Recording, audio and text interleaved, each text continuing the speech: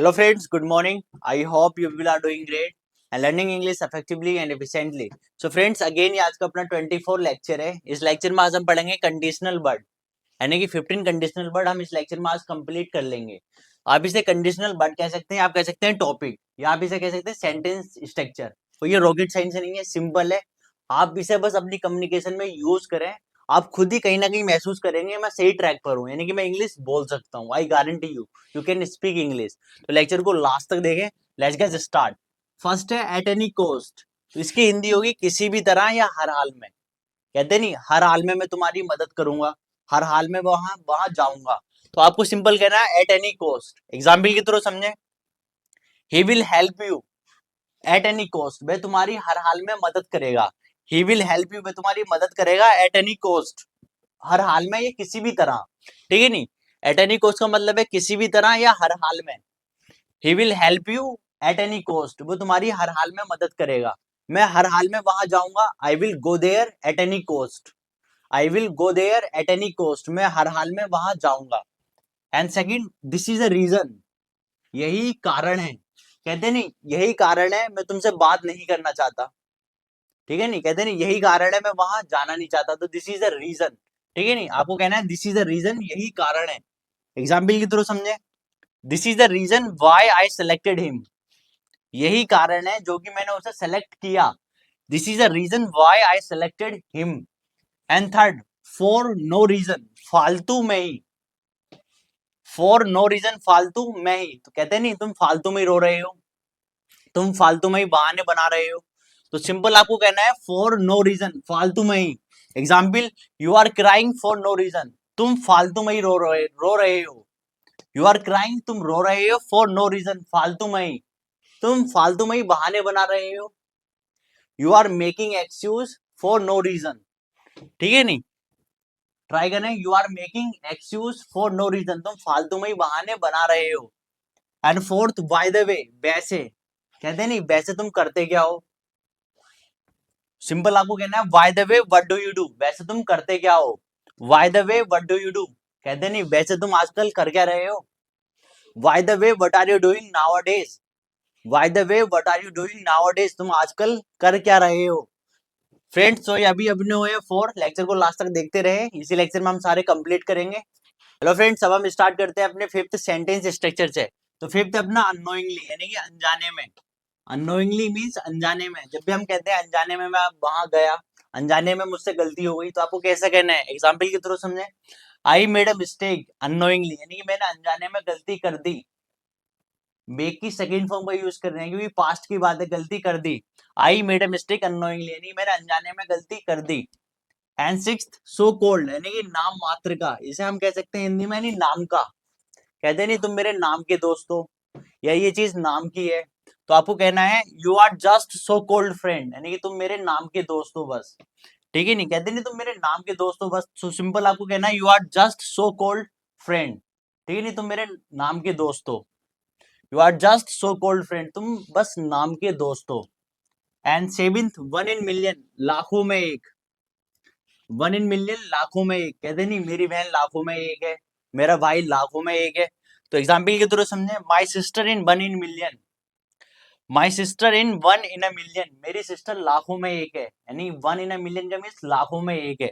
ठीक है नहीं. My sister in one in a million, मेरी बहन लाखों में एक है.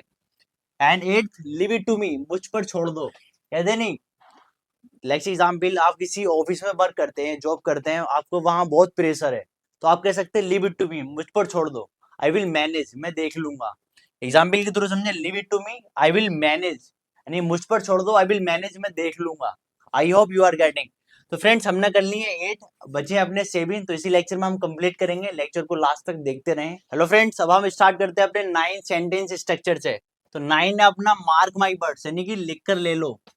कहते हैं नहीं, लिख कर ले लो, मैं कल स्कूल नहीं आऊंगा. लिख कर ले लो, मैं तुम्हारी नहीं करूंगा. तो आपको सिंपल कहना है मार्क माई वर्ड्स, यानी कि लिख कर ले लो. एग्जाम्पल के थ्रू समझे. मार्क माई वर्ड्स, यानी कि लिख कर ले लो. He will not pass in exam, वह एग्जाम में पास नहीं होगा. तो बिल का हमने क्यों यूज किया, क्योंकि फ्यूचर की बात हो रही है. मार्क माई वर्ड्स, लिख कर ले लो. He will not pass in exam, वो एग्जाम में पास नहीं होगा. तो मार्क माई वर्ड्स, लिख कर ले लो. And 10th, it is not a big deal. It is not a big deal यानी ये कोई बड़ी बात नहीं है। कहते नहीं इंग्लिश बोलना मेरे लिए कोई बड़ी बात नहीं है, पैसे कमाना मेरे लिए कोई बड़ी बात नहीं है। तो आपको कैसे करना है, एग्जाम्पल के थ्रू समझे। Speaking English is not a big deal for me, यानी कि इंग्लिश बोलना मेरे लिए कोई बड़ी बात नहीं है। Speaking English is not a big deal for me, English बोलना मेरे लिए कोई बड़ी बात नहीं है।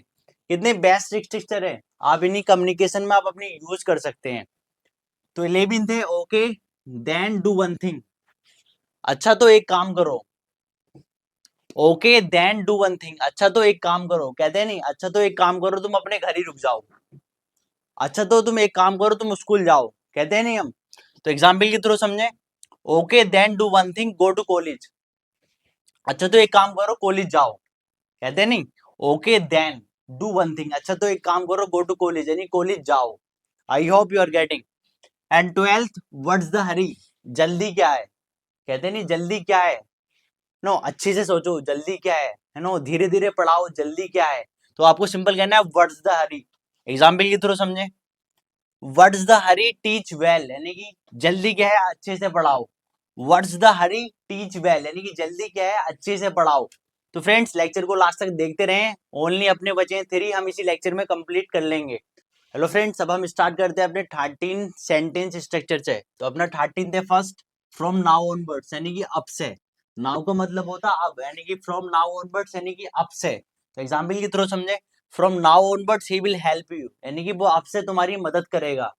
या मैं आपसे इंग्लिश बोलूंगा from now onwards I will speak English, मैं आपसे इंग्लिश बोलूंगा from now onwards I will speak English.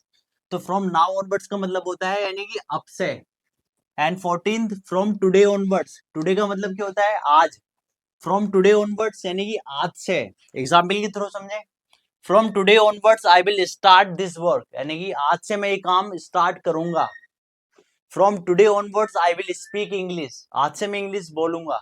From today onwards he will speak English, आज से वह इंग्लिश बोलेगा। From today onwards he will speak English, आज से वो इंग्लिश बोलेगा।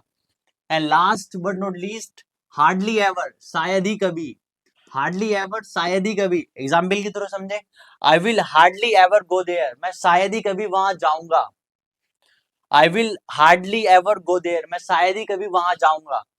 आई होप यू आर गेटिंग। तो फ्रेंड्स ये आज हमने 15 अपने बेसिक सेंटेंस स्ट्रक्चर कंप्लीट कर लिए हैं। आप इन्हें अपनी कम्युनिकेशन में यूज करें। यही नहीं कि आप इससे एक सेंटेंस बना सकते हैं, आप इससे हजारों सेंटेंस बना सकते हैं, इस आज से आप अपनी कम्युनिकेशन में यूज कर सकते हैं। तो आप अपनी कम्युनिकेशन में यूज करना स्टार्ट करें और इंग्लिश बोलना स्टार्ट करें। ये बहुत बेसिक है, कोई रॉकेट साइंस नहीं है, सिंपल, बस 2-3 बार आप पढ़ेंगे तो ये आपके याद हो जाएंगे। यही कहूंगा कि आप कम्युनिकेशन में यूज करें, इंग्लिश बोलना स्टार्ट करें। लेक्चर को लाइक करें, सब्सक्राइब करें, मिलते हैं नेक्स्ट लेक्चर में।